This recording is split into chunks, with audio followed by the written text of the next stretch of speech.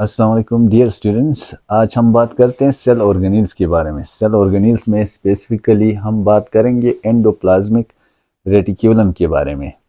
तो आपको बताते चलें कि पहले के लेक्चर्स में जो हमने कोर्स कवर किया ये नेशनल बुक फाउंडेशन के चैप्टर 1 में से।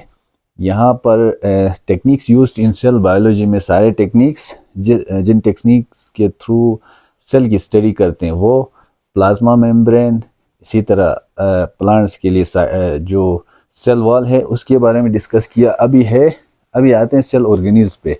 प्रॉपरली सेल ऑर्गेनेल्स की बात करेंगे, साइटोप्लाज्म की बात हो गई जो सेल मैट्रिक्स है। अभी है सेल ऑर्गेनेल्स में से सबसे पहले हम बात करेंगे एंडोप्लाज्मिक रेटिक्यूलम में।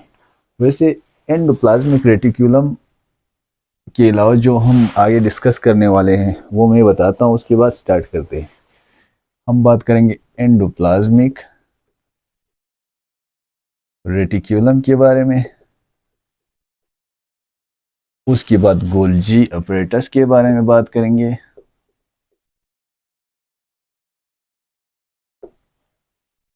उसके बाद लाइसोसोम्स के बारे में बात करेंगे, फिर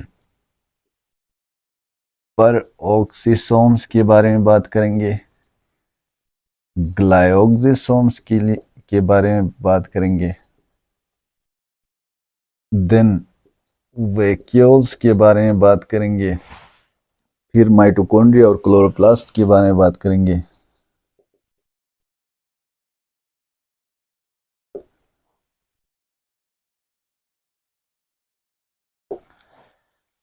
अच्छा इसी तरह इन सेल ऑर्गेनेल्स के बारे में हम डिस्कस करेंगे। इनमें से सबसे पहला हमारा आज का टॉपिक है एंडोप्लाज्मिक रेटिक्यूलम। और इसको स्टार्ट करने से पहले बताता चलूं कि सेल ऑर्गेनेल्स के लिए हम क्या डेफिनेशन यूज़ करेंगे। सेल ऑर्गेनेल्स को हम यूँ कह सकते हैं कि ये हाईली ऑर्गेनाइज्ड स्ट्रक्चर्स होते हैं सेल के अंदर। विद इन सेल ये हाईली ऑर्गेनाइज्ड स्ट्रक्चर्स होते हैं जो कि इनका अलग अलग फंक्शन होता है, स्पेसिफिक फंक्शन होता है उनका। तो हम इसके लिए लिख सकते हैं highly organised structures, highly organised structures which are specific for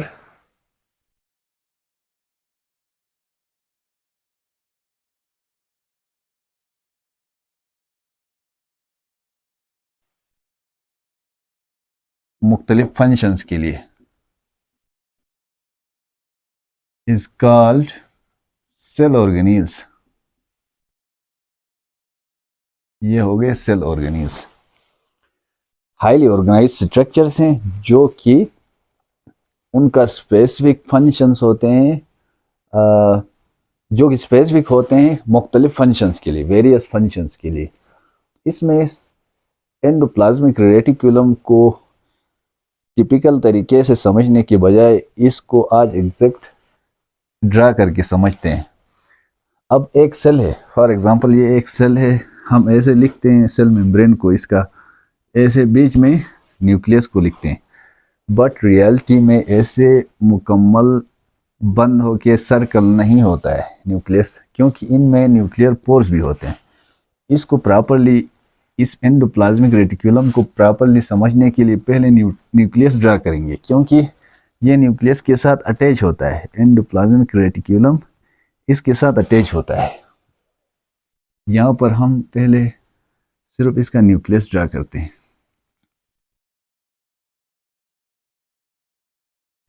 आपको पता है न्यूक्लियस का जो मेम्ब्रेन है, कोई भी प्लाज्मा मेम्ब्रेन या न्यूक्लियर मेम्ब्रेन भी डबल बॉन्डेड है। तो ये inner membrane, outer membrane, inner membrane, outer membrane, इसी तरह इनर मेम्ब्रेन, आउटर मेम्ब्रेन।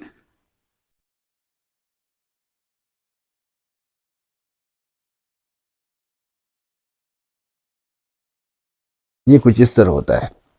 यहाँ पर बीच में इसके न्यूक्लियर पोर्स होंगे। यहाँ पर ये पोर है, ये पोर है, ये पोर है, इसी तरह ये न्यूक्लियर पोर होंगे। Nuclear pore plus specific sites पे, यहाँ पर स्पेसिफिक साइट्स पे inner nuclear membrane, outer nuclear membrane दोनों फ्यूज्ड होंगे। मुकम्मल सर्कल नहीं होता है न्यूक्लियर मेम्ब्रेन, बल्कि जो इनर और आउटर न्यूक्लियर मेम्ब्रेन हैं ये इनके एंड्स फ्यूज होते हैं। एंड्स फ्यूज होते हैं तो ये एंड और इस एंड की वजह से बीच में जो है न्यूक्लियर पोर क्रिएट होता है। यानी स्पेसिफिक इंटरवल्स पे inner nuclear membrane and outer nuclear membrane fuse at specific sites। ये स्टूडेंट्स, आपने इस सब को याद रखने के लिए आपने कॉपी और पेन साथ रखना है। जो जल्दी जल्दी में आते हैं चेक करने के लिए कोई वर्ड या एंडोप्लाज्मिक रेटिकुलम का जस्ट डेफिनेशन चेक करने आते हैं, उनके लिए ये लेक्चर बिल्कुल नहीं है। तो आपने कॉपी और पेन साथ रखना है और इन पॉइंट्स को नोट करते जाना है। फॉर एग्जांपल, अब inner membrane outer membrane fused हो गए, इसके एंड्स ऐसे फ्यूज हो गए, यहाँ पर बन गए न्यूक्लियर पोर्स, ऐसे बन गए। एग्जैक्ट स्ट्रक्चर ये है इसका। अब न्यूक्लियर पोर की हम क्यों बात कर रहे हैं? एंडोप्लाज्मिक रेटिकुलम हालांकि हमारा टॉपिक है, वो इसलिए बात कर रहे हैं कि ये इसके साथ बिल्कुल अटैच होता है। सिर्फ अटैच ही नहीं होता है, बल्कि एंडोप्लाज्मिक रेटिकुलम का जो स्टार्टिंग का जो मेम्ब्रेन है वो और इसका मेम्ब्रेन अटैच होता है। फॉर एग्जांपल, ये एंडोप्लाज्मिक रेटिकुलम का एक मेम्ब्रेन ये है, आउटर मेम्ब्रेन है, तो इसका इनर मेम्ब्रेन और न्यूक्लियस का आउटर मेम्ब्रेन, न्यूक्लियर मेम्ब्रेन का आउटर मेम्ब्रेन और एंडोप्लाज्मिक रेटिकुलम का इनर मेम्ब्रेन सेम ही होगा। यानी ये वाला जो मेम्ब्रेन है ये न्यूक्लियर मेम्ब्रेन के लिए भी होगा और एंडोप्लाज्मिक रेटिकुलम के लिए भी होगा। ये अटैच होता है, इसलिए हम न्यूक्लियर मेम्ब्रेन की बात कर रहे थे। यहाँ पर ऐसे ये अटैच होगा कुछ इस तरह से, कुछ इस तरह से एंडोप्लाज्मिक रेटिकुलम फैल जाता है। यानी न्यूक्लियर मेम्ब्रेन से स्टार्ट होता है, थ्रू आउट साइटोप्लाज्म में फैल जाता है। तो अब इसको हम ऐसे लिख सकते हैं, इसको वर्ड टू वर्ड तोड़ते हैं। अब क्योंकि एंडोप्लाज्मिक रेटिकुलम की प्रॉपर हम बात करेंगे, तो एंडोप्लाज्मिक वर्ड टू वर्ड देखना है, रेटिकुलम। अगर इन वर्ड्स की मीनिंग आपको समझ आई तो यूं समझो इसका डेफिनेशन भी समझ आया, इसका कंसेप्ट भी समझ आ जाएगा। मैं इसलिए कह रहा हूँ कॉपी पेन साथ रखना है। एंडो का मतलब है, आपको पता है, इनसाइड। प्लाज्मिक रिलेट किया गया है साइटोप्लाज्म से। इसी तरह रेटिकुलम कहते हैं, ब्रांचेस को कहते हैं या नेटवर्क को कहते हैं। ब्रांचेस को कहते हैं या नेटवर्क को कहते हैं। तो हम इसके लिए प्रॉपर इसकी डेफिनेशन लिख सकते हैं। Inside cytoplasm there are network of sacs. उन सेक्स को कहते हैं सिस्टर्नी, इनको कहते हैं सिस्टर्नी। ये ट्यूबुलर सेक्स होते हैं असल में। इसके लिए हम लिखेंगे inside cytoplasm there are branches या नेटवर्क ऑफ ट्यूबुलर सेक्स होते हैं। इनको ट्यूबुलर सेक्स होते हैं, जिसको साथ साथ लिखना है ताकि आपको याद रहे, जिसको कहते हैं सिस्टर्नी। एक हो तो सिस्टर्ना। इसी तरह ट्यूबुलर सेक्स होते हैं जो कि ये ट्यूबुलर सेक्स एक्सटेंड होते थ्रू आउट साइटोप्लाज्म में फैले हुए हैं, that are extended throughout cytoplasm. They are called endoplasmic reticulum. अब वर्ड टू वर्ड देखते हैं किताब में इसके कोर्स में क्या कहते हैं, और उसके बाद एंडोप्लाज्मिक रेटिकुलम के टाइप्स में जाते हैं, जो कि रफ एंडोप्लाज्मिक रेटिकुलम और स्मूथ एंडोप्लाज्मिक रेटिकुलम, इसके दो टाइप्स हैं। तो इसके कोर्स के मुताबिक कुछ लाइंस देखते हैं, उसके बाद कंटिन्यू करते हैं। तो आज हमने पढ़ा सेल ऑर्गेनील्स के बारे में, जो कि highly organised discrete structures which are specific for various cellular functions, जिसको सेल ऑर्गेनील्स कहा।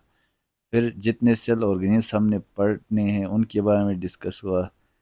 देन एंडोप्लाज्मिक रेटिकुलम में cisterna elongated closed sacs extended from nuclear membrane to the plasma membrane, जो कि throughout cytoplasm बिखरे हुए हैं।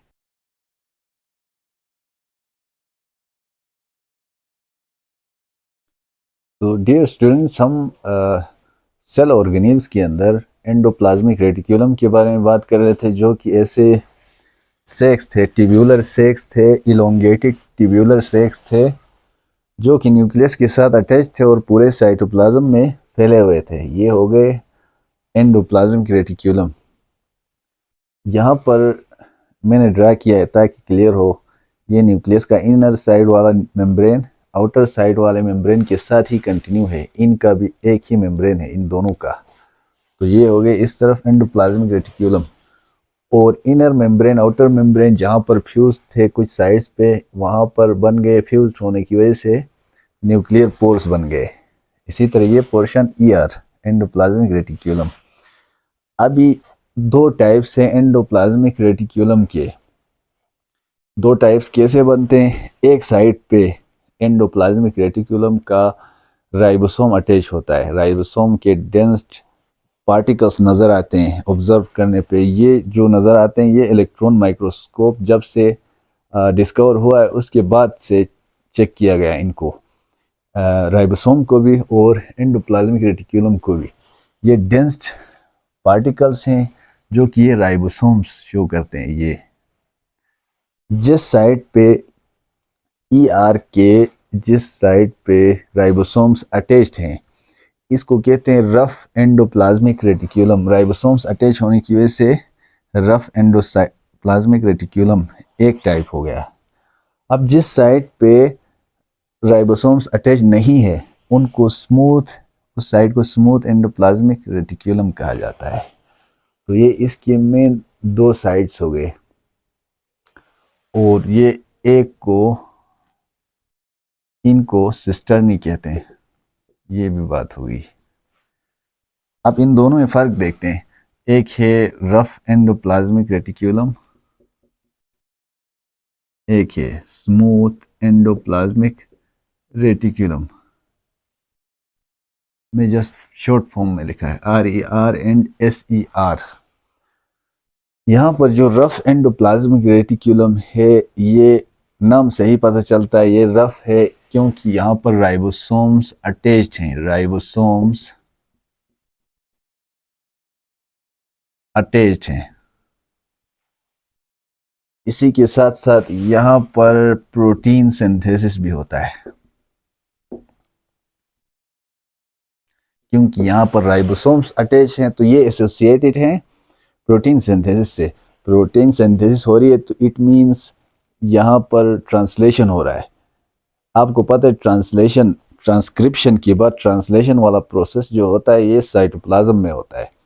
तो साइटोप्लाज्म के जिस साइड पे होता है वो ये जगह है, यानी रफ एंडोप्लाज्मिक रेटिकुलम में राइबोसोम्स हैं और यहीं पे प्रोटीन्स की सिंथेसिस होती है through translation.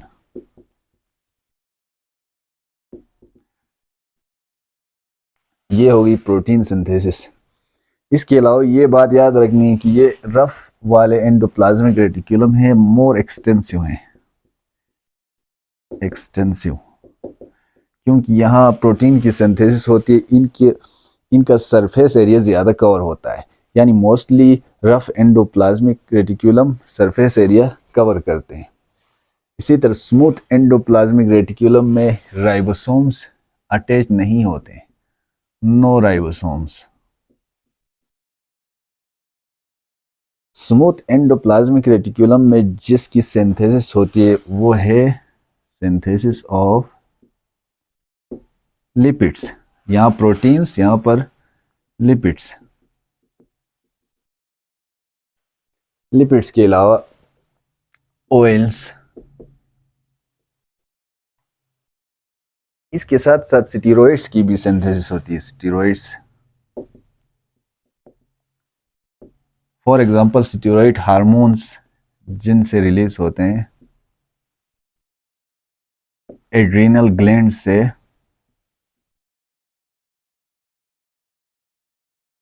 For example kidney के जो टॉप पे होते हैं एड्रीनल ग्लैंड्स, उनसे सेक्रेट होते हैं ये वाले हार्मोन्स, स्टीरॉइड हार्मोन्स। इसी तरह गोनेट्स से सेक्रेट होते हैं, ये किडनी के टॉप पे हैं। और ये मेल के लिए टेस्टिस एंड फीमेल के लिए ओवरीज, इन ऑर्गन से रिलीज होते हैं स्टीरॉइड हार्मोन्स। इसी तरह स्मूथ एंडोप्लाज्मिक रेटिकुलम जो है लेस एक्सटेंसिव है, ये मोर एक्सटेंसिव है और ये लेस एक्सटेंसिव है।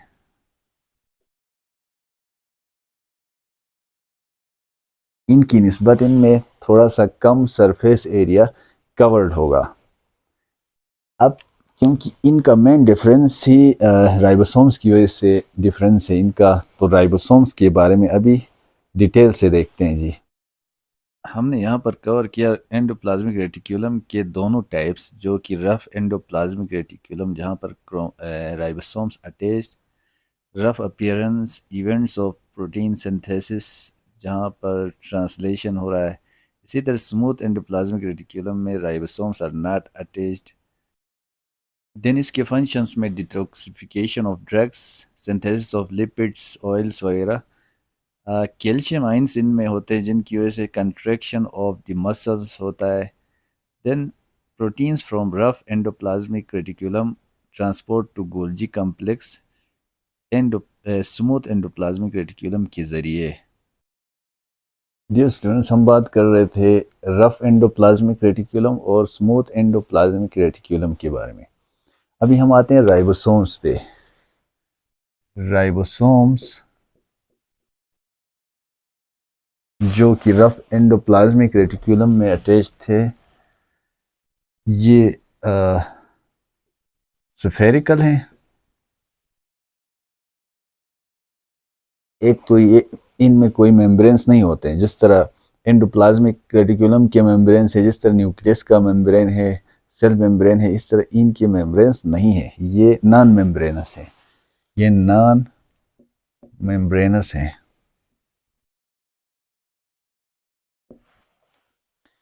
स्फेरिकल नॉन मेम्ब्रेनस बॉडीज हैं, इनको राइबोसोम्स कहते हैं। साथ साथ ये जो राइबोसोम्स हैं ये डेंस्ड हैं, इसको नाम दे सकते हैं ग्रेन्यूल्स, ग्रेन्यूलर हैं ये। ग्रेन्यूलर मींस ये डेंस्ड पार्टिकल्स हैं, densed particles, densed spherical particles हैं, स्फेरिकल डेंस पार्टिकल्स हैं बगैर कोई मेम्ब्रेन के। तो ये ऐसे बॉडीज हैं राइबोसोम्स। अभी राइबोसोम्स में इनको एक और नाम देते हैं, राइबो न्यूक्लियर प्रोटीन नाम देते हैं, क्योंकि ये आरएनए और प्रोटीन से मिलकर बने हैं। इसको नाम देते हैं राइबो न्यूक्लियर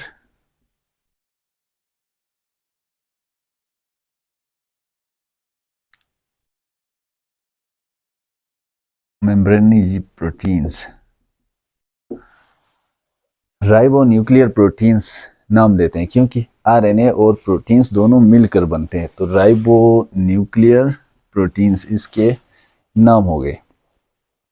ये जो राइबोसोम्स बनते हैं इनकी असल लोकेशन जो प्रोड्यूस होते हैं, ये प्रोड्यूस होते हैं विद इन न्यूक्लियस, न्यूक्लियस में प्रोड्यूस होते हैं और न्यूक्लियस से साइटोप्लाज्म में ट्रांसपोर्ट होते हैं, थ्रू न्यूक्लियर पोर्स के ज़रिए साइटोप्लाज्म में ट्रांसपोर्ट होते हैं। ये सेल है, न्यूक्लियस है, तो न्यूक्लियस के पोर्स के थ्रू यहाँ पर बनते हैं, पोर्स के थ्रू साइटोप्लाज्म में ट्रांसफ़र होते हैं। तो इसको हम लिखते हैं form in nucleus, transported into cytoplasm via nuclear pores। ये जो राइबोसोम्स अटैच होते हैं रफ एंडोप्लाज्मिक रेटिकुलम के साथ, क्योंकि इस टॉपिक में हमने पढ़ा है RER जो रफ एंडोप्लाज्मिक रेटिकुलम है उस पे राइबोसोम्स अटैच होते हैं। तो इसमें समझना है कि राइबोसोम का जो लार्ज सब यूनिट है वो अटैच होता है उसके साथ, एंडोप्लाज्मिक रेटिकुलम के साथ राइबोसोम का लार्ज सब यूनिट अटैच होता है। अब सब यूनिट क्या है, क्योंकि इसका लार्ज सब unit attach on rough endoplasmic reticulum RER। अब ये सब यूनिट फॉर एग्जांपल लार्ज कैसे, यूकैरियोट्स में अगर देखा जाए, यूकैरियोट्स में अगर देखा जाए तो एक सब यूनिट होता है 6TS का, स्वेटबर्ग कहते हैं, अभी बात करते हैं इसके बारे में। एक सब यूनिट होता है लार्जर वाला, ये होता है, स्मॉलर वाला 40 स्वेटबर्ग का होता है। ये कंबाइन होके ATS बनाते हैं। अगर मैथमेटिकली देखा जाए तो 60S प्लस 40S तो 100S बनता है, बट यहाँ पर ATS है। इसमें कंफ्यूज नहीं होना है, क्योंकि ये एक स्वेटबर्ग यूनिट है। स्वेटबर्ग यूनिट इसमें ये अप्लाई होता है कि सेडिमेंटेशन रेट के हिसाब से होता है। ये जो हम सेल को स्टडी करते वक्त सेंट्रिफ्यूगेशन की बात कर रहे थे, अल्ट्रा सेंट्रिफ्यूगेशन के दौरान यानी सेंट्रिफ्यूगेशन के बाद भी जो छोटे पार्टिकल्स को मज़ीद सेंट्रीफ्यूज करते हैं, उस दौरान जो सेडिमेंटेशन रेट है, सेडिमेंटेशन रेट मतलब ये जो नीचे सेटल डाउन होते हैं, कितनी जल्दी सेटल डाउन होते हैं, वो मास और साइज़ के हिसाब से डिसाइड होता है कि किस रेट पे सेडिमेंटेशन होती है। ये स्वेटबर्ग यूनिट है, स्वेटबर्ग यूनिट कहते हैं इसको। ये डिपेंड करता है सेडिमेंटेशन रेट पे।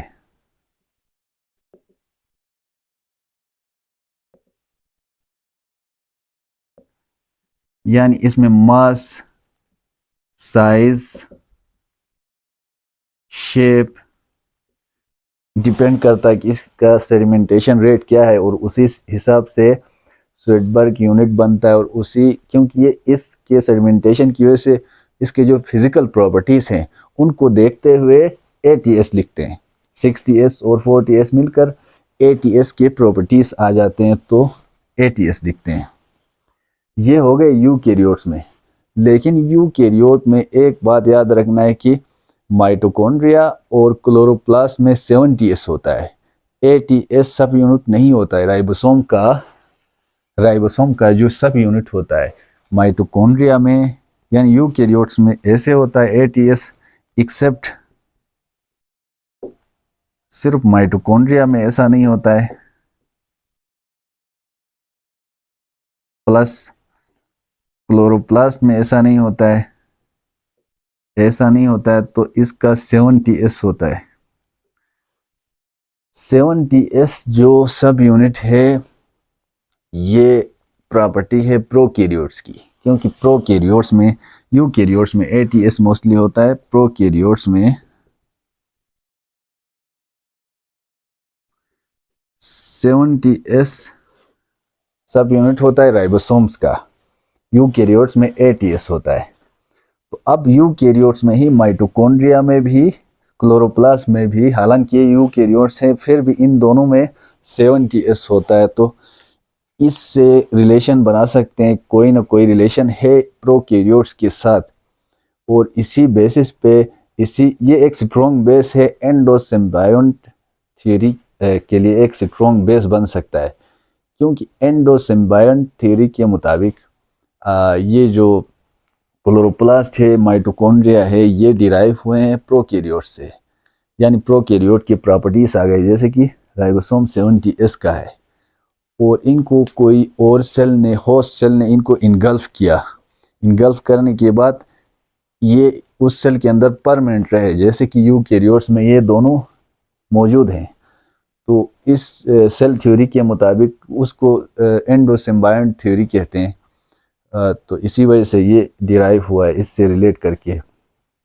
यहाँ पर ये बात हो गई इसके बारे में, स्वेटबर्ग और यूनिट्स के बारे में, सब यूनिट्स के बारे में। अभी मैं एक बात भूल गया था, स्मूथ एंडोप्लाज्मिक रेटिकुलम में बहुत ज़रूरी बात है, 2 पॉइंट्स रह गए। यहाँ पर स्मूथ एंडोप्लाज्मिक रेटिकुलम का जो मसल सेल्स में स्मूथ एंडोप्लाज्मिक रेटिकुलम ज़्यादा होते हैं मसल सेल्स में। मसल सेल्स में जो होते हैं एंडोप्लाज्मिक रेटिकुलम होता है, उसको कहते हैं सार्कोप्लाज्मिक रेटिकुलम मसल सेल्स के लिए। और मसल सेल्स के स्मूथ एंडोप्लाज्मिक रेटिकुलम स्टोर करता है, स्मूथ एंडोप्लाज्मिक रेटिकुलम स्टोर करता है कैल्शियम को। कैल्शियम को स्टोर करता है, ये मसल की कंट्रैक्शन और रिलैक्सेशन में काम आता है। तो ये बहुत इंपॉर्टेंट पॉइंट रह गया है। कैल्शियम को क्या करता है, रिलीज करता है।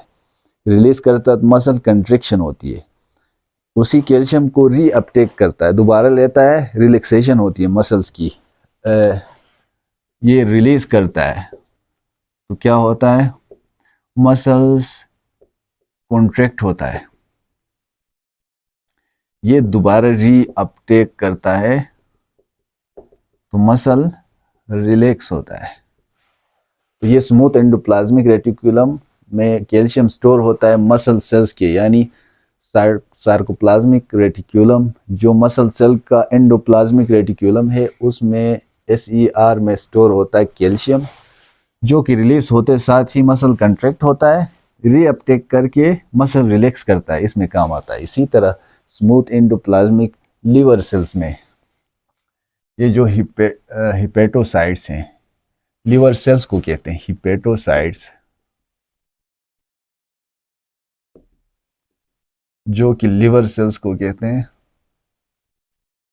हिपेटोसाइट्स में स्मूथ एंडोप्लाज्मिक रेटिकुलम का काम होता है डिटॉक्सिफिकेशन का, यहाँ पर डिटॉक्सिफिकेशन करवाते हैं।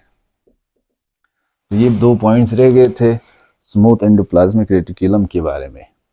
तो ये बात हो गई, अभी हमने बात की राइबोसोम्स के बारे में। तो अभी इसके बाद नेक्स्ट ऑर्गेनील के बारे में डिस्कस करते हैं। तो अब तक के लिए थैंक यू जी।